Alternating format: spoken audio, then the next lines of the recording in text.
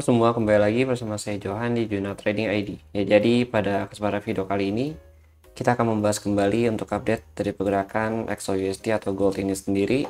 Dan untuk video ini karena ini video weekly, ya jadi kita akan bahas juga untuk bagian dari COT ya, karena untuk COT minggu ini itu di update-nya on time ya. Jadi di hari Sabtu itu sudah update. Kemudian untuk OI data juga udah update ya. Kalau untuk minggu kemarin kan karena memang kebetulan momen itu pada saat pasca, jadi memang agak ada delay untuk data update-nya.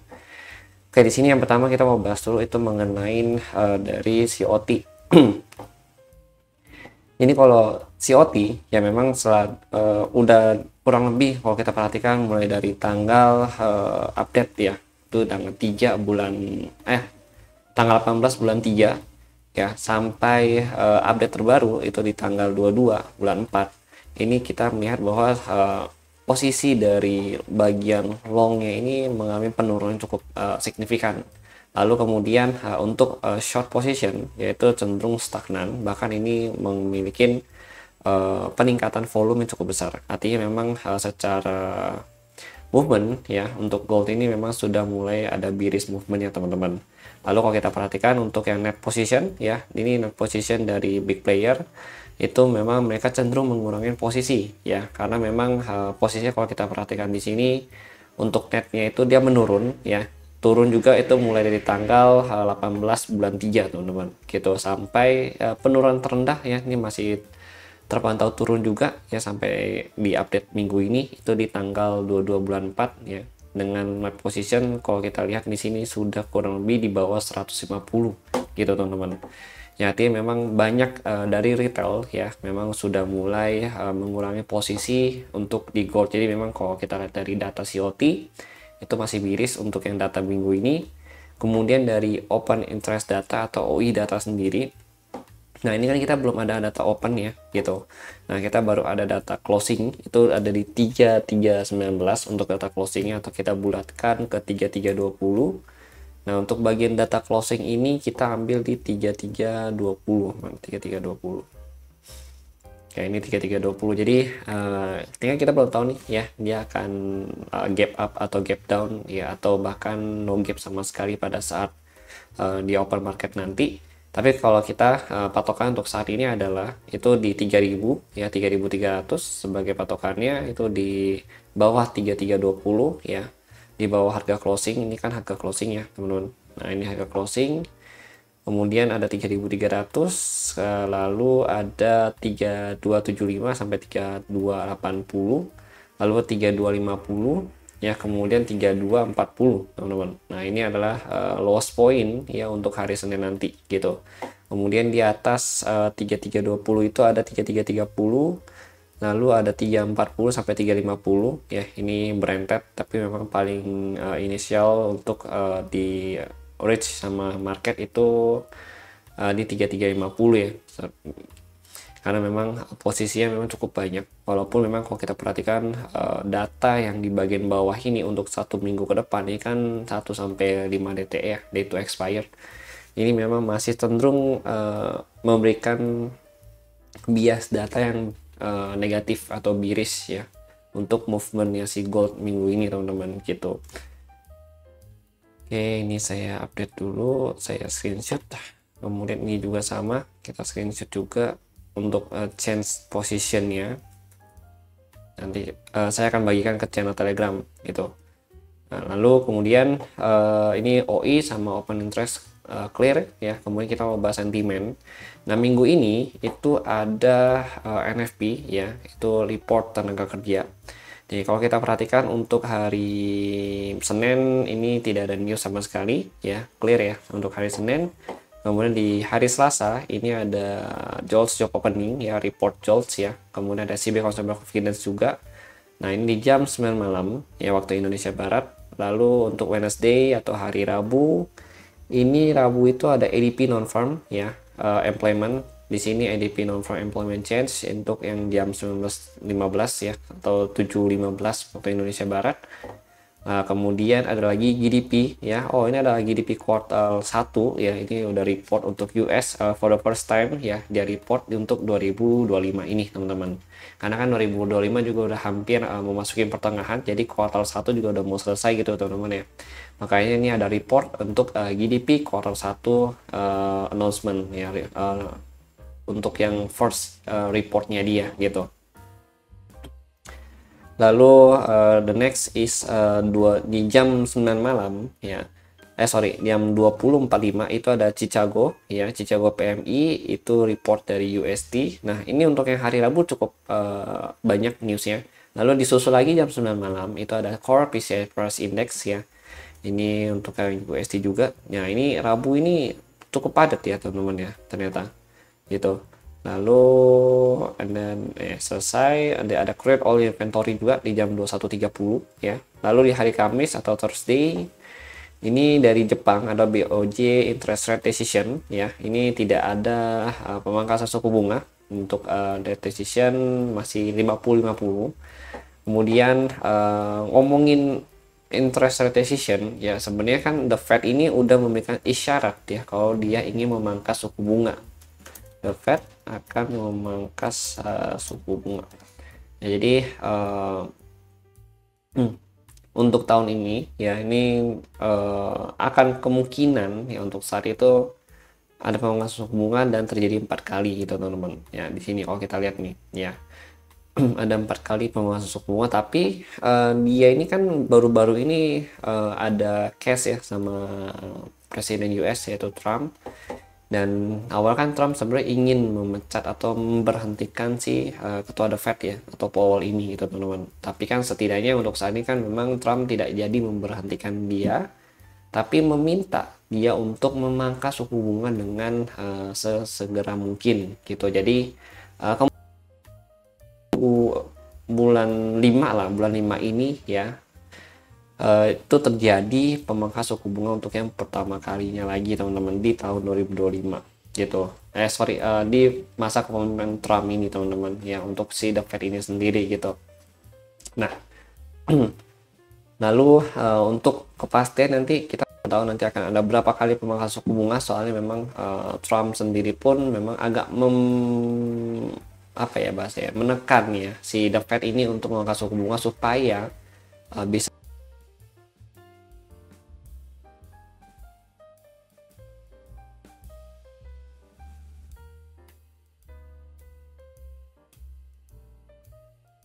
dipangkas ya. Itu kan harga-harga di sana juga akan lebih murah, sehingga akan menyebabkan CPI atau Consumer Price Index yang meningkat juga ya, karena orang-orang akan lebih sering belanja. Kemudian itu akan mempengaruhi juga ke PPI atau production ya, price index juga gitu. Jadi demand yang meningkat akan mempengaruhi juga supply yang meningkat juga. Itu akan ngeboost ya roda perekonomian di US itu sendiri. Sebab itu tujuannya dari Trump ya, teman-teman ya, supaya bisa bergerak lagi nih gitu. Soalnya kan dengan suku bunga yang tinggi kan orang-orang akan cenderung untuk saving gitu. Nah, kemudian let's see nanti bagaimana ya. Kita akan stay update, pokoknya kalian stay tune aja ya untuk di channel Telegram atau YouTube ya, teman-teman ya. Kemudian dilanjut lagi dengan initial jobless claim ya, dan juga S&P Global Manufacturing PMI. Ini di jam 19.30 sama 20.45 ya. Lalu ada ISM Manufacturing ya, ini PMI-nya yaitu jam 9 malam. Dan di hari Jumat ini ada special news, yaitu adalah NFP atau Jobs Report ya gitu. Nah, ini ada CPI juga dari Euro ya, jadi Bank Sentral Euro atau ECB ya, ini ada report ya untuk CPI-nya. Nah, ini ada NFP. Untuk NFP kita belum bisa predik untuk saat ini bagaimana ya, tapi saya butuh dua data dulu, yaitu ada data JOLTS ya sama data ADP ya. Jadi data JOLTS sama data ADP ini itu diperlukan untuk melihat ya potensi hasil dari NFP itu bagaimana ya. Ini kan JOLTS ya, terus ada lagi ADP. Nah, saya butuh dua data ini dulu ya untuk bisa menerjemahkan nanti atau memberikan pandangan saya mengenai NFP. Jadi saya akan tunggu, untuk saat ini saya akan tunggu dulu dan belum memberikan jawaban mengenai hasil NFP itu bagaimana gitu. Jadi kalau kalian penasaran, kalian boleh stay tune ya. Nanti kita akan bahas terus mengenai NFP untuk minggu ini teman-teman. Oke, lanjut ya. Sekarang kita mau bahas untuk technical analysis ya. Kenapa saya menempatkan technical analysis ini paling terakhir ya, dan menempatkan data itu paling utama, karena yang perlu kita analisa dulu yaitu adalah mengenai data ya, mulai dari COT, kemudian mulai dari open interest data ya, lalu ada news. Ini yang perlu kita lihat juga sentimen, karena kan kita nggak mungkin cuma trade by technical analysis atau TA ini sendiri kan. Kita butuh data pendukung ya, terutama data fundamental, yaitu adalah news dan juga sentimen gitu teman-teman. Nah, ini kita baru bahas mengenai technical analysis ya, tapi saya mau lihat dulu untuk weekly. Weekly itu kan dia waktu itu sempat sideways ya, dari sini ya, sideway-nya itu di tanggal 3 Agustus 2020 sampai dia benar-benar breakout itu ada di tanggal 26 Februari 2024. Jadi kan ini kan range sideways ya dari si gold ya teman-teman. And then dia benar-benar rally ya, rally sampai tahun ini ya, itu tertinggi itu di 3.500. Lalu kalau kita perhatikan, ini saya gambar Fibo extension. Nah, gold ini itu dia merespek setiap Fibo extension yang kita buat teman-teman gitu, yang saya gambar ya gitu ya di sini. Nah, ini Fibo yang pertama ya, dia respect, dia retest terus ya respect juga ya, kemudian di Fibo yang kedua dia respect juga, dia setiap dia ada pemberhentian ya di setiap dia mengenai area Fibo. Nah, untuk yang ini dia juga kena nih Fibonya, terus dia respect juga gitu. Ini di 361.8 sampai 388.8 untuk range Fibonya. And the next next range adalah di sini. Nah, itu di 423.6 sampai 450. Ya, ini memang hampir dicapai sih kemarin, kurang 600 pip lagi atau 66 poin.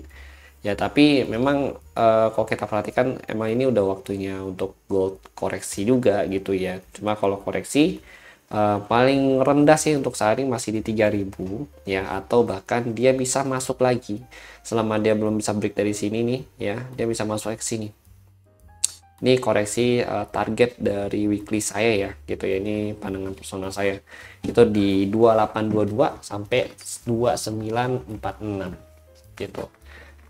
Ya, sebenarnya di dalam market ini nggak ada mustahil ya untuk gold bisa balik ke sini lagi ya, tapi ya let's see nanti bagaimana, soalnya pergerakan gold ini juga dipengaruhi oleh sentimen, terutama perang tarif yang sedang terjadi di Amerika itu sendiri gitu. Terus nanti kan ada pemangkasan suku bunga ya, itu kan juga termasuk sebenarnya recovery ekonomi ya untuk jangka panjangnya, karena memang pemangkasan suku bunga ini bisa ngebus perputaran duit ya di US itu sendiri, sehingga ekonomi itu akan lebih berjalan lagi gitu. Nah, itu secara logikanya atau secara mudahnya kita bahas itu begitu teman-teman, bahasa awamnya ya gitu ya.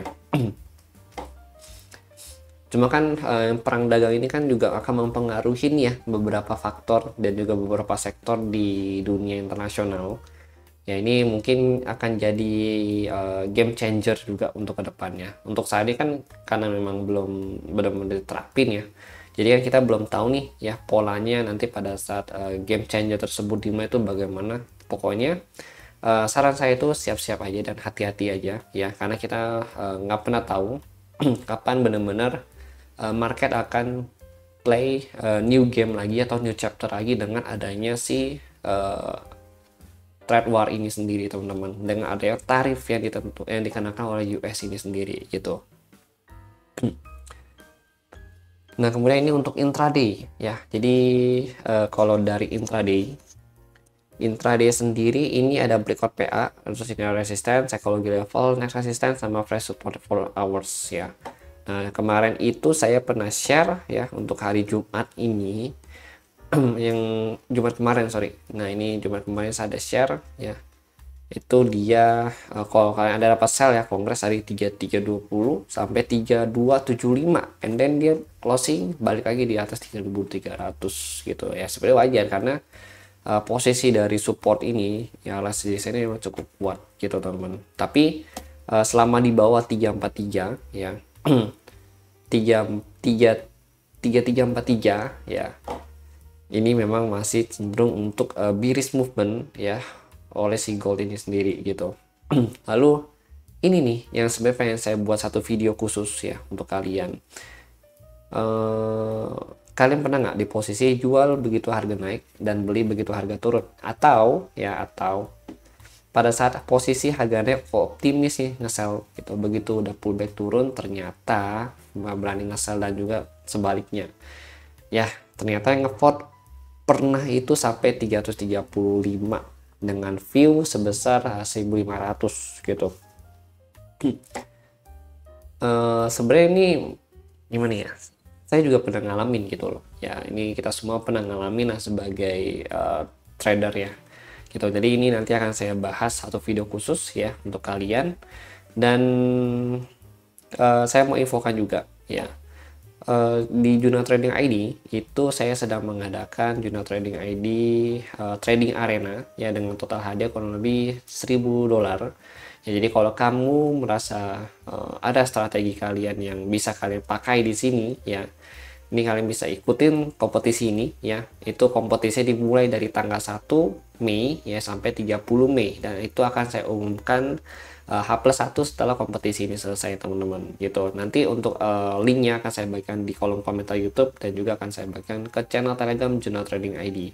Nah di sini ya ada syarat dan ketentuannya ya. Peserta sebagai nasabah baru harus memiliki akun trading real di Forex atau Quick Pro ya. Peserta dengan persentase keuntungan, nah ini untuk hadiahnya juara 1 sebesar $500 atau tunai, juara 2 itu $300 ya, terus juara 3 itu akan ada $200 gitu teman-teman. Jadi akan dipilih 3 pemenang utama teman-teman ya. Peringkat di sini udah ada beberapa ya.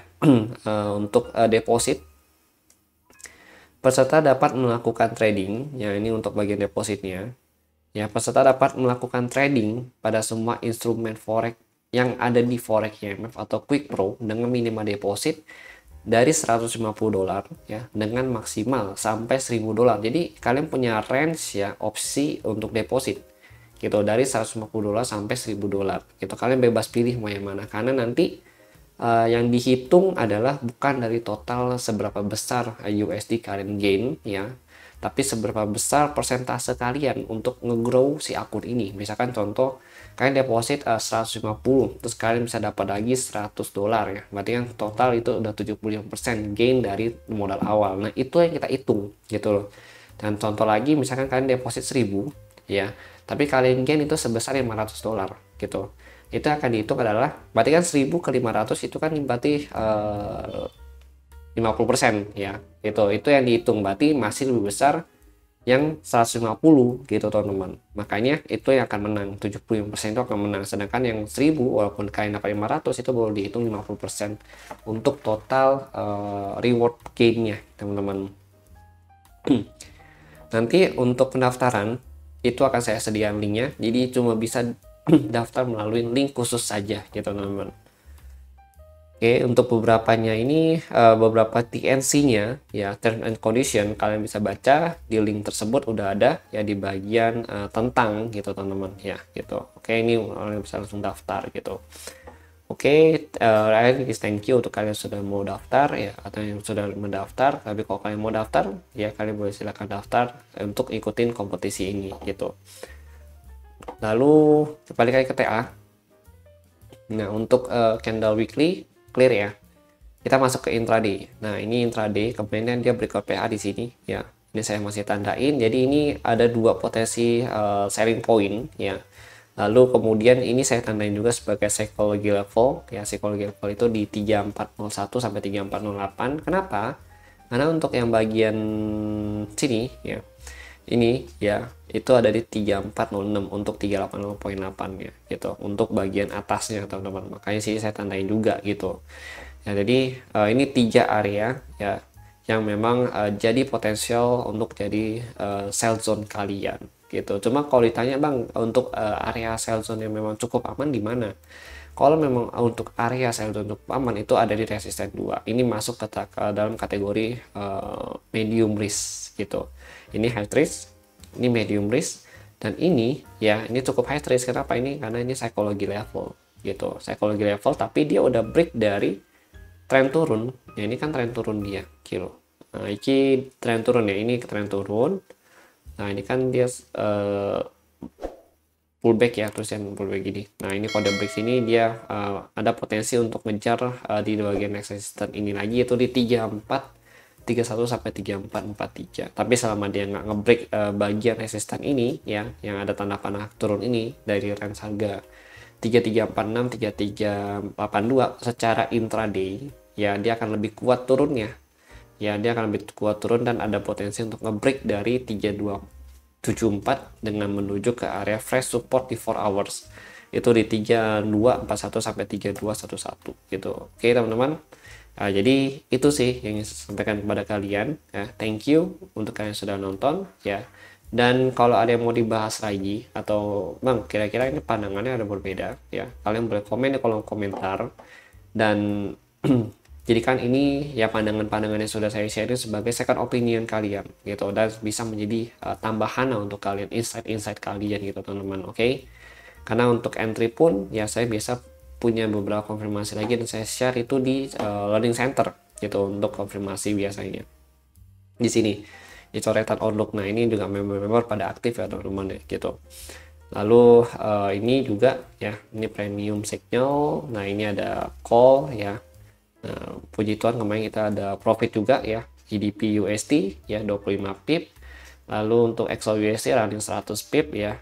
Lalu pokoknya kita di sini tuh kita usahakan untuk setiap ada signal itu ada limit order bentukannya. Ya, jadi memang kita pastikan kalian bisa dapat ya untuk order-ordernya. Jadi nggak yang instan.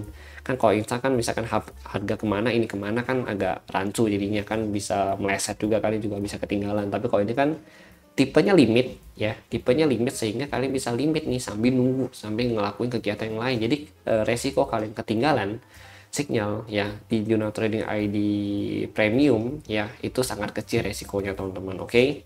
Jadi gitu. Nah, ini sell limit ya, ini juga sell limit, ini sell limit. Jadi semuanya rata-rata limit gitu. Nah, ini limit lagi gitu. Nah, ini kita hit TP juga, puji Tuhan ya. Limit lagi teman-teman. Nah, ini kita SL 8 pip gitu ya. Kita mengakui gitu. Kita sebisa mungkin transparan lah gitu teman-teman. Oke. Ya, jadi itu ya yang saya sampaikan ya. Thank you untuk kalian yang masih belum dibalas nih, ada beberapa ya. Besok akan dibahas oleh admin dan ditunggu aja pokoknya teman-teman. Oke. Terima kasih dan sampai jumpa pada next video update.